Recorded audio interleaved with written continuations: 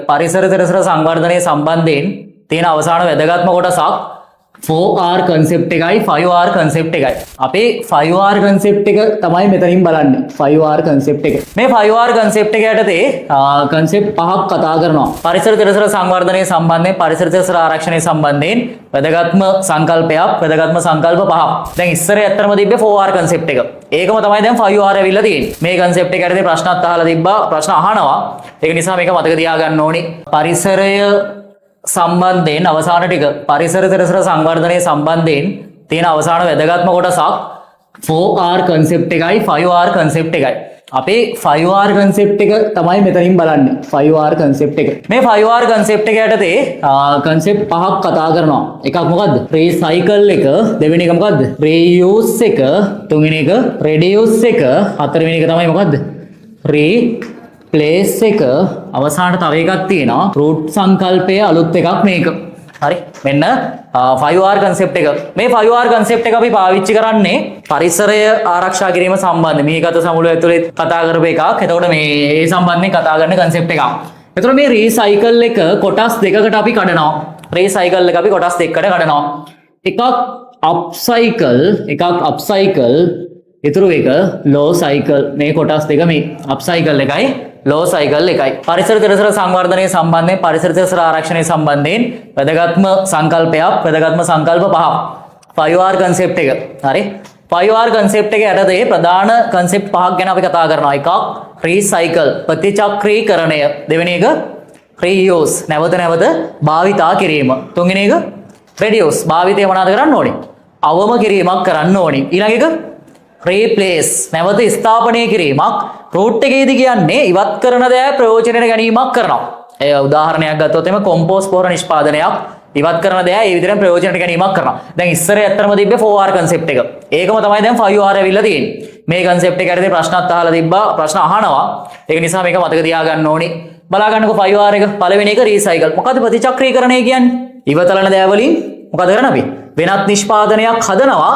වෙනත් නිෂ්පාදනයක යෙදවීමක් ලෙස ගන්නවා අපි ඉවතලන දෑ. ඒකේ කොටස් දෙකක් කතා කරන එකක් පහළ වටිනාකමක් ඉහළ වටිනාකමක් කරනවා. ඒකට කියනවා මොන සයිකල්ද? Up cycle. ඉහළ වටිනාකමක් පහළ වටිනාකමක් කරනවා නම් ලෝ සයිකල් කියලා කියනවා. එතකොට අප් සයිකල් එකට උදාහරණයක් ගන්න පුළුවන් කඩදාසි හදද්දී ඉවතලන පිදුරු වලින් කඩදාසි නිෂ්පාදනය කිරීමක් කරනවා. හරි. ඊට පස්සේ ලෝ සයිකල් එකට ඉහළ වටිනාකමක් පහළ වටිනාකමක් කරනවා. උදාහරණයක් ජපානයේ වෙන්න පුළුවන්, ලංකාවේ නෑ. ජපානයේ ගත්තොත් එම වාහන ගත්තම වාහන කුඩු කරලා අරලා හරි මොනවා හරි වට තව මොනවා හරි කිමිකල් දාලා හරි මොනවා හරි කරලා යකඩ බවට පත් කරනවා. ඔය පරණ යකඩේ මේවත් අරන් යන්නේ. ඒව අරන් ගිහිල්ලා ආපහු යකඩ විදිහට අමුද්‍රව්‍යයක් බවට පත් කරනවා. මතක තියාගන්න රීසයිකල් ප්‍රතිචක්‍රීකරණය අපේ ඉවතලන දෑ නැවත ප්‍රයෝජනට ගැනීමක් කරනවා. ඉවත් කරන දෑ වෙනත් නිෂ්පාදනයක යෙදවීමක් ලෙස ගන්නවා. ඒ ගද්දී එකක් පහළ වටිනාකමක් ඉහළ වටිනාකමක් කරනවා. පිදුරු වලින් කඩදාසි නිෂ්පාදනය කිරීමක් කරනවා. ඒක සරලව මතක තියාගන්න. ඊට පස්සේ ලෝ සයිකල් ඉහළ වටිනාකමක් පහළ වටිනාකමක්. ඒතර වාහන ගත්තොත් වාහන අරගෙන ඒවා තලල කරලා අරගෙන මොනවා හරි කරලා යකඩ බවට පරිවර්තනය කිරීමක් කරනවා. යකඩ අපිට අමුද්‍රව්‍යයක් නේ. අමුද්‍රව්‍ය බවට පරිවර්තනය කරගන්නේ ඒ ඇවිල්ලා රීසයිකල් එකේ දෙවෙනි කොටස.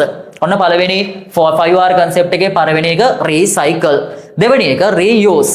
නැවත නැවත මොනවද කරන්න කියන්නේ? භාවිතා කිරීමක් කරන්න කියනවානේ. ඔයාලට උනත් කරන්න පුළුවන් නේ. ලන්ච් ෂීට් එකක් වෙනවට ලන්ච් බොක්ස් එකක් යූස් කරන්න පුළුවන් නේ. එහෙම නැත්නම් දැන් වීදුරු බෝතලයක් යූස් කරන්න පුළුවන්. ගෑස් වගේ ගත්තොත් ගෑස් සිලින්ඩර් එකක් නැවත නැවත යූස් කිරීමක් කරනවානේ. එතකොට ලන්ච් බොක්ස් එක භාවිතා කරන එක, වීදුරු බෝතලයක් භාවිතා කරන වතුර බොන්න, ප්ලාස්ටික් බෝතල එකක් වෙනුවට. එතකොට reuse එක. මේ දෙක මොනවාද මේ ඔක්කොගෙම වෙන්නේ? පරිසරයට වෙන හානිය මොනවාද වෙන්නේ? අවම වෙනවා. ඒ සම්බන්ධයෙන් තියෙන concept එක තමයි 5R එක. ඊට පස්සේ තියෙනවා තුන්වෙනි එක reduce. භාවිතය මොනවාද කරන්න කියන්නේ මේ? අවම කරන්න කියලා කියනවා. දි รา පත් නොවන දේ. එතකොට පොලිතීන් ප්ලාස්ටික් වගේ දේවල් භාවිතා කරන එක පුළුවන් තරම් මොනවද කරන්න කියන්නේ? අවම කරන්න කියලා reduce එකේදී කියනවා. භාවිතය අවම කිරීම.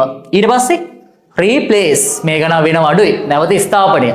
අපි පුනර්ජනනීය සම්පත් ගත්තොත් පුනර්ජනනීය නොවන සම්පත් ගත්තත් උදාහරණයක් ගස් කැපුවොත් ආපහු ගස් හිටවන්න ඕනි. පැල හරි ඒ විදිහට හිටවන්න ඕනි.